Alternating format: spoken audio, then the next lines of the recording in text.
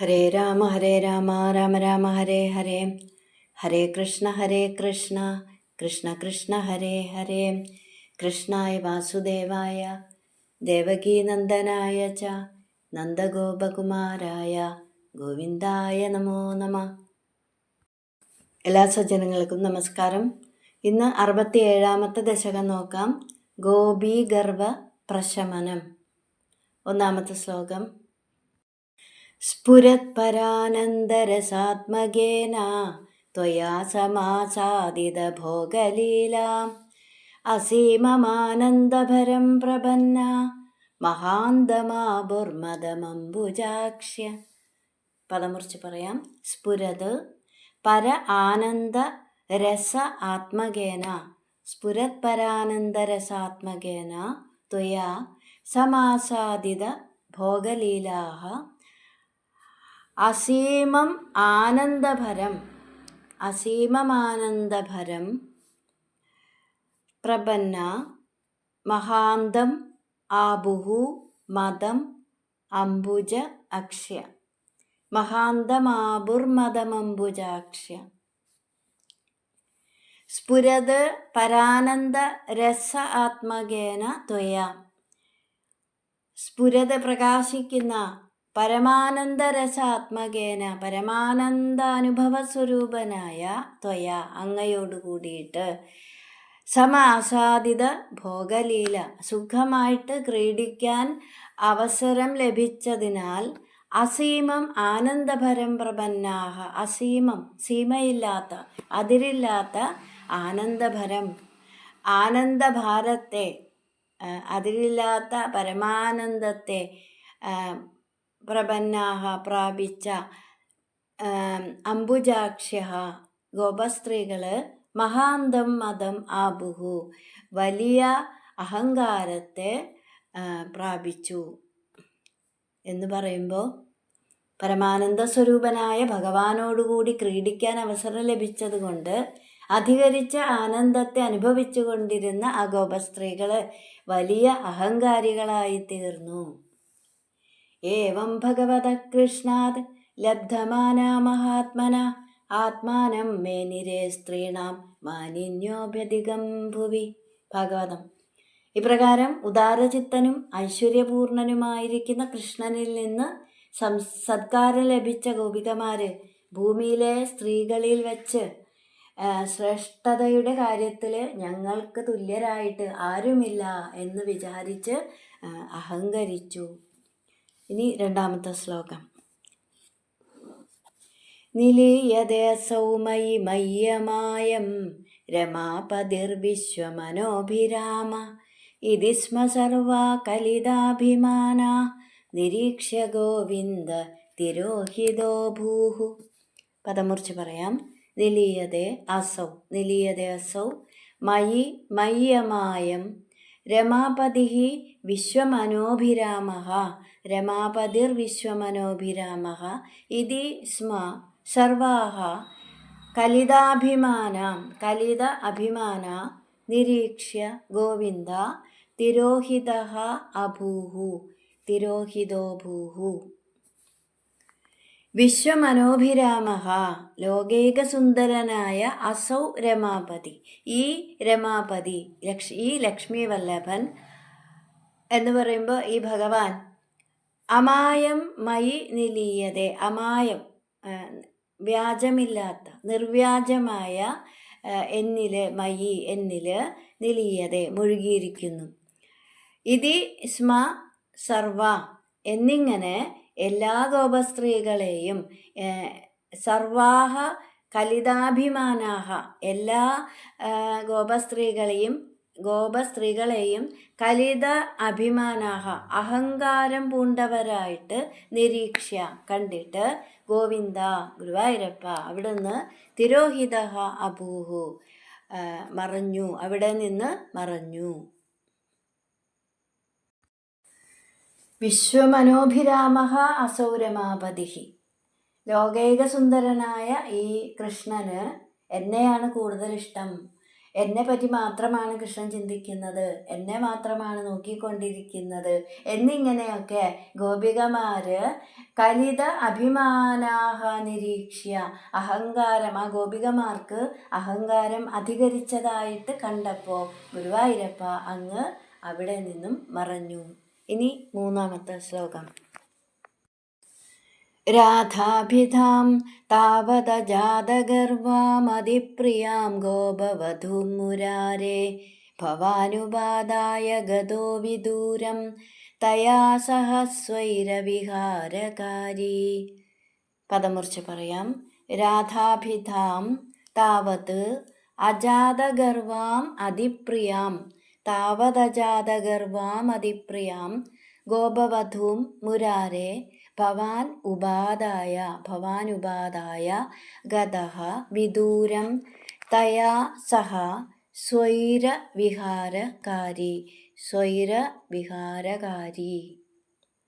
മുരാരേ, ഗുരുവായൂരപ്പ കൃഷ്ണ, ഭവാൻ അവിടുന്ന്, താവത് അപ്പോൾ, അജാതഗർവാം അതിപ്രിയാം ഗർവം ജനിച്ചിട്ടില്ലാത്ത, അഹങ്കാരം വന്നിട്ടില്ലാത്ത, അതിപ്രിയാം ഏറ്റവും ഇഷ്ടപ്പെട്ട, രാധാഭിധാം ഗോപവധൂം രാധയെന്നു പേരായ ഗോപസ്ത്രീയെ, ഉപാദായ കൂടെ കൂട്ടിയിട്ട്, തയാസഹ അവളോടുകൂടെ, ആ രാധയോടുകൂടെ, സ്വൈരവിഹാരകാരി സ്വൈരമായിട്ട് രമിച്ചുകൊണ്ട്, വിദൂരം ഗതഃ കുറേ അകലേക്ക് പോയി. അപ്പം ആ ഗോപികമാർക്ക് കുറച്ച് അഹങ്കാരം വർദ്ധിച്ചിരിക്കുന്നതായിട്ട് കണ്ടിട്ട്, ആ സമയത്ത് അഹങ്കാരം തീരെ ഇല്ലാതിരുന്ന രാധ എന്ന ഏറ്റവും ഇഷ്ടപ്പെട്ട ഗോപസ്ത്രീയെ ഒപ്പം കൂട്ടിയിട്ട് ആ ഗോപികമാരോടുകൂടി, ആ ഗോപികയോട് കൂടിയിട്ട്, ആ രാധയോട് കൂടിയിട്ട് സ്വൈരമായി സഞ്ചരിച്ചുകൊണ്ട് ഭഗവാൻ കുറേ അകലേക്ക് പോയി. ഇനി 4-ാമത്തെ ശ്ലോകം. തിരോഹിതേധത്വയി ജാതതാപാഃ സമം സമേതാ കമലായദാക്ഷ്യ വനേ വനേ ത്വാം പരിമാർഗയന്ത്യോ വിഷാദമാഭുർഭഗവന്നപാരം. പദമുറിച്ച് പറയാം. തിരോഹിതേ അഥ ത്വയി ജാതതാപാഃ സമം സമേതാഃ കമലായദാക്ഷ്യഃ വനേ വനേ ത്വാം പരിമാർഗയന്ത്യഃ വിഷാദം ആബുഃ ഭഗവൻ അപാരം. വിഷാദമാബുർഭഗവന്നപാരം.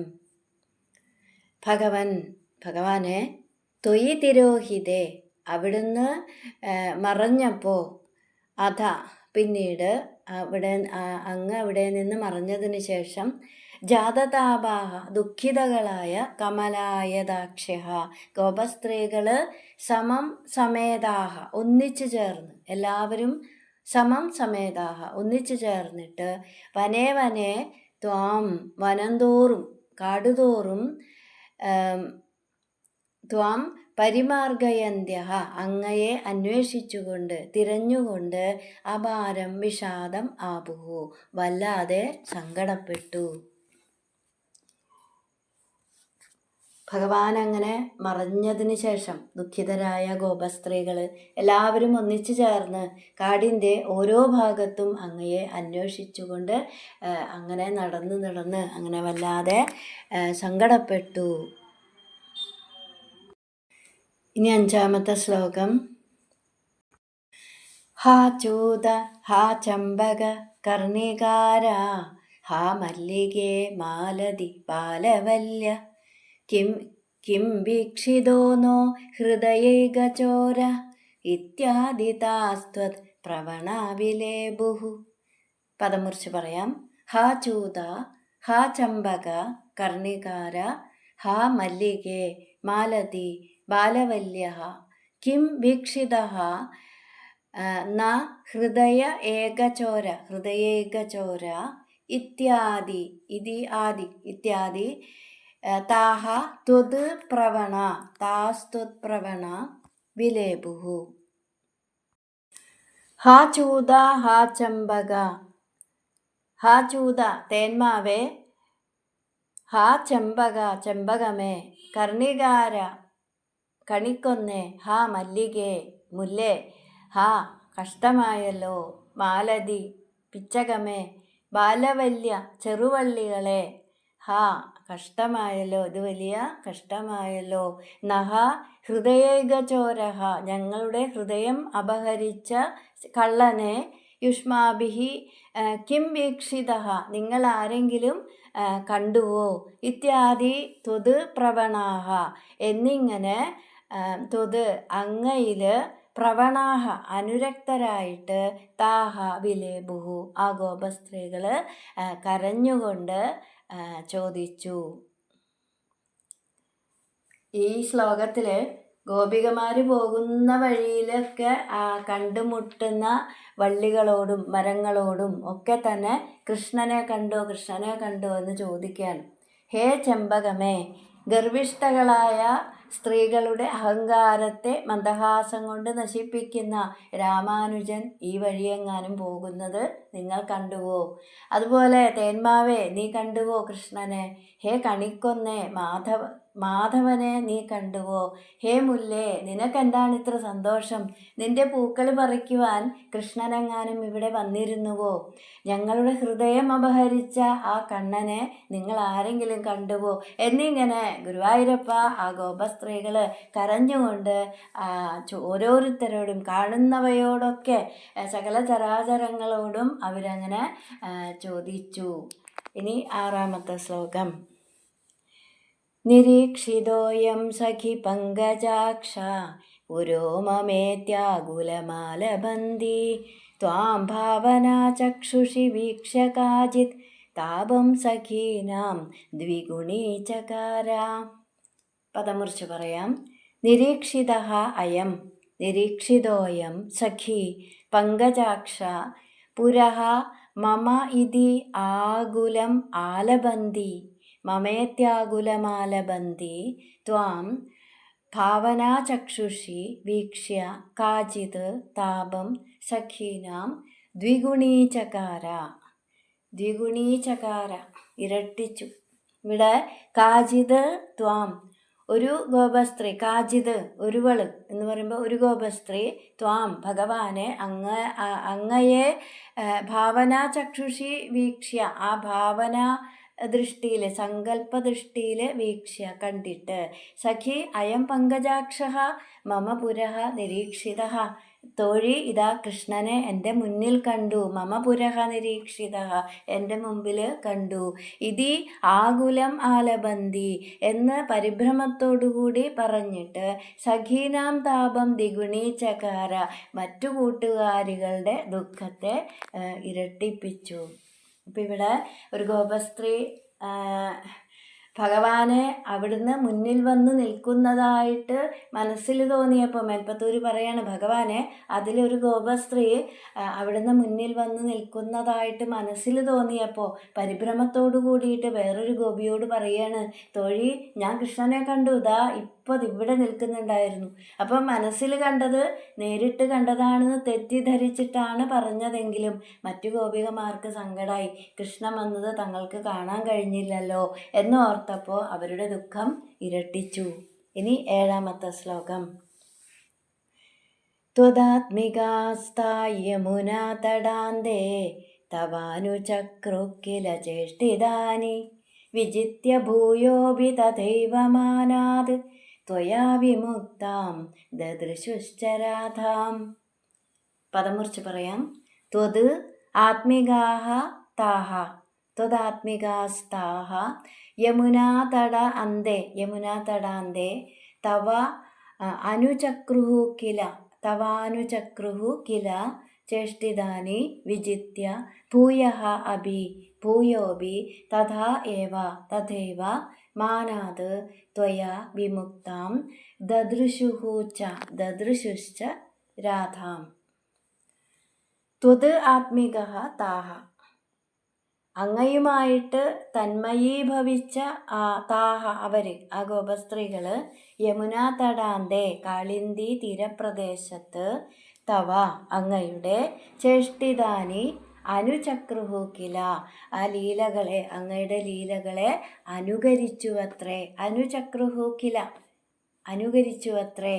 ഭൂയഃ അപി, വീണ്ടും വിജിത്യ, തിരിഞ്ഞ് നടക്കുമ്പോൾ, തഥാ ഏവ, അതുപോലെ തന്നെ, മാനാത് ത്വയ വിമുക്താം, ഗർവത്താൽ അങ്ങയാൽ ഉപേക്ഷിക്കപ്പെട്ട രാധാം ദദൃശുഹു ച, രാധയെ കാണുകയും ചെയ്തു. അപ്പോൾ ഭഗവാനുമായിട്ട് മനസ്സുകൊണ്ട് ഏകീകരിക്കപ്പെട്ട ആ ഗോപസ്ത്രീകൾ ഭഗവാന്റെ ലീലകളെ അനുകരിച്ചുകൊണ്ട് വീണ്ടും തിരിഞ്ഞു നടക്കുമ്പോൾ ഗോപസ്ത്രീകൾ കൃഷ്ണൻ എൻ്റെ മാത്രമാണ് എന്നിങ്ങനെ അഹങ്കരിച്ചപ്പോൾ ഭഗവാൻ അവിടെ നിന്ന് മറഞ്ഞ സമയത്ത് രാധയെയും കൂടെ കൂട്ടിക്കൊണ്ടാണ് പോയത്. അപ്പോൾ രാധയെയും കൂടെ കൂട്ടിക്കൊണ്ടാണല്ലോ പോയത്. അപ്പോൾ ആ രാധയെ ഇപ്പോൾ അവർ കാണുകയാണ്. തഥായേവ മാനാത് ത്വയാ വിമുക്താം എന്ന് പറയുമ്പോൾ തഥായേവ, അപ്രകാരം തന്നെ മറ്റു ഗോപികമാരെ പോലെ തന്നെ അഹങ്കാരം വന്നപ്പോൾ അപ്പോൾ ഭഗവാൻ രാധയെയും ഉപേക്ഷിച്ചു എന്ന് പറയാണ്. അപ്പോൾ നേരത്തെ ഗോപികമാരെ ഉപേക്ഷിച്ച് പോയത് എന്തുകൊണ്ടാണ്? അവർക്ക് അഹങ്കാരം കൂടിയെന്ന് തോന്നിയത് കൊണ്ടാണ്. അപ്പോൾ രാധയും കൊണ്ടാണ് പോയത്. അപ്പോൾ രാധ അതുപോലെ തന്നെ മറ്റു ഗോപികമാരെ പോലെ തന്നെ അഹങ്കാരം വന്നപ്പോൾ ഭഗവാൻ രാധയും ഉപേക്ഷിച്ചു. അപ്പം അങ്ങനെ കൃഷ്ണനാൽ ഉപേക്ഷിക്കപ്പെട്ട രാധയെ അവർ കാണുകയാണ്. യമുനാ തടാന്തേ തവ ചേഷ്ടിതാനി അനുചക്രുഹു കില, ഭഗവാന്റെ ലീലകളെ അനുകരിച്ചു എന്ന് പറയുന്നത് ഒരു ഗോപിക എല്ലാവരും ഇങ്ങനെ ഓരോരുത്തരെയായിട്ട് അവിടെ അനുകരിക്കുകയാണ്. ഭഗവാന്റെ ലീലകളെ അനുകരിച്ചു എന്ന് പറയുമ്പോൾ ഒരു ഗോപിക തൃണാവർത്തൻ്റെ വേഷം ധരിച്ചിട്ട് ബാലകൃഷ്ണൻ്റെ വേഷം ധരിച്ച മറ്റൊരു സ്ത്രീയെ എടുത്തുകൊണ്ട് ഓടിയുന്നതാണ്. അതുപോലെ വേറൊരു ഗോപിക കാലിൽ ചിലങ്ക കെട്ടിയിട്ട് മുട്ടുകുത്തി നടക്കുകയാണ്. അതുപോലെ ബകാസുര വേഷം ധരിച്ച ഒരു ഗോപികയെ കൃഷ്ണവേഷം ധരിച്ച് വേറൊരു ഗോപിക വധിച്ചു. അപ്പോൾ അങ്ങനെ ഭഗവാന്റെ ലീലകളെ അനുകരിച്ച് അവർ തിരിഞ്ഞ് നടക്കുന്ന സമയത്ത് ഭഗവാനാൽ ഉപേക്ഷിക്കപ്പെട്ട രാധയെ കണ്ടെത്തി. ഇനി 8ാമത്തെ ശ്ലോകം.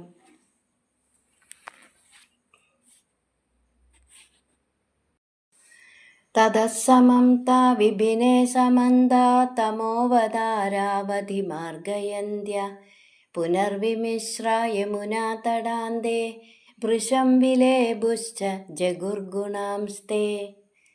പദമുറിച്ച് പറയാം. തതഃ സമം താ വിപിനെ സമന്താത് തമോവതാരാവധി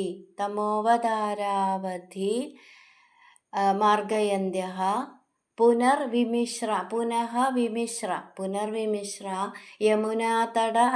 യമുനാതടാന്തേ ഭൃശം വിലേബുശ്ച ജഗുഹു ഗുണാൻ തേ ജഗുർഗുണാംസ്തേ. തതഃ, പിന്നീട് താഹ എന്ന് പറയുമ്പോൾ അവർ ആ ഗോപസ്ത്രീകൾ സമം ഒന്നിച്ചു ചേർന്ന് വിപിനെ കാട്ടില് സമന്താത് എല്ലാ ദിക്കിലും തമോവതാരവധി എന്ന് പറയുമ്പോൾ ഇരുട്ടുന്നത് വരെ ഇരുട്ടുന്നത് വരെ മാർഗയന്ത്യ തെരഞ്ഞു നടന്നിട്ട് പുനഃ വീണ്ടും യമുനാ തടാന്തേ വിമിശ്രാഹ കാളിന്തി തീരത്ത് അവർ ഒരുമിച്ച് എല്ലാവരും കൂടിയിട്ട് വൃഷം വിലേബുഹു അങ്ങനെ ഇരുന്നിട്ട് ഇടകലർന്ന് ഇരുന്നിട്ട് വൃഷം വിലേബുഹു വളരെ നേരം കരഞ്ഞു. തേ ഗുണാൻ ജഗുഹൂച്ച അങ്ങയുടെ ഭഗവാനെ ഗുരുവായൂരപ്പ അങ്ങയുടെ ഗുണങ്ങളെ അവരങ്ങനെ പുകഴ്ത്തി പറയുകയും ചെയ്തു. അപ്പം കരഞ്ഞുകൊണ്ട് ഭഗവാനെ അങ്ങനെ പുകഴ്ത്തി പറയുകയാണ് അവർ. അപ്പോൾ ഇവിടെ പിന്നീട് ആ രാധയെ കണ്ടുമുട്ടിയതിന് ശേഷം ആ രാധയും മറ്റ് എല്ലാ ഗോപസ്ത്രീകളും ഒരുമിച്ച് ചേർന്നിട്ട് കൃഷ്ണനെ അന്വേഷിക്കാൻ തുടങ്ങി. അങ്ങനെ സന്ധ്യ കഴിഞ്ഞ് ഇരുട്ടായി. ആ ഇരുട്ടാവുന്നത് വരെ അവരങ്ങനെ തെരഞ്ഞു നടന്നു. അങ്ങനെ ഇരുട്ടായപ്പോൾ വീണ്ടും ആ കാളിന്തിയുടെ തീരത്ത് വന്നിരുന്നിട്ട് വളരെ നേരം കരഞ്ഞു എന്നാണ്. അപ്പം അങ്ങനെ കരഞ്ഞുകൊണ്ട് തന്നെ ഭഗവാന്റെ ഗുണങ്ങളെക്കുറിച്ച് അവർ പുകഴ്ത്തി പറയുകയും ചെയ്തു. ഇനി 9ാമത്തെ ശ്ലോകം. തഥാ വ്യഥാസങ്കുലമാനസാനാം വ്രജാംഗനാനാം കരുണേകസിന്ധോ ജഗത്രയീ മോഹനാത്മാ ത്വം പ്രാദുരാസീരയി മന്ദഹാസി. പദമുറിച്ച് പറയാം. തഥാ വ്യഥാ സങ്കുലമാനസാനാം വ്രജാംഗനാനാം കരുണേകസിന്ധോ ജഗത്രയീ മോഹനാത്മാ ത്വം പ്രാദുരാസീരയി മന്ദഹാസി. അയി കരുണേകസിന്ധോ, അല്ലയോ കാരുണ്യ സിന്ധുവായ കരുണാസാഗരമായ ഭഗവാനെ, ത്വം അവിടുന്ന്, തഥാ വ്യഥാസങ്കുലമാനസാനാം അപ്രകാരം വ്യഥാസങ്കുലമാനസാനം മനസ്സിൽ സങ്കടം നിറഞ്ഞ വ്രജാംഗനാനാം ആ സങ്കടത്തോടുകൂടി അങ്ങനെ ഇരിക്കുന്ന വ്രജാംഗനാനാം ആ ഗോപസ്ത്രീകളുടെ മുന്നിൽ ജഗത്രയീ മോഹനാത്മാ 3 ലോകവും മയക്കുന്ന കാമദേവനേക്കാൾ പരമസുന്ദരനായിട്ട് മന്മഥനായിട്ട് മന്ദഹാസി പ്രാദുരാസീഹി മന്ദഹസിച്ചുകൊണ്ട് പ്രത്യക്ഷപ്പെട്ടു. ആ ഗോപികമാർക്ക് മുമ്പിൽ പ്രത്യക്ഷപ്പെട്ടു.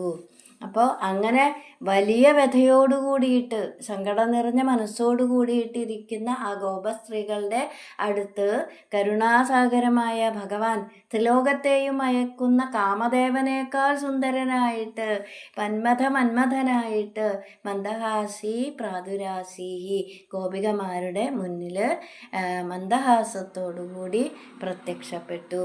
താസാമാവിരഭൂത് ശൗരി സ്മയമാനമുഖാംബുജ പീതാംബരധരസ്രഗ്വി സാക്ഷാത് മന്മഥ. ഭാഗവതം. ഇനി 10ാമത്തെ ശ്ലോകം.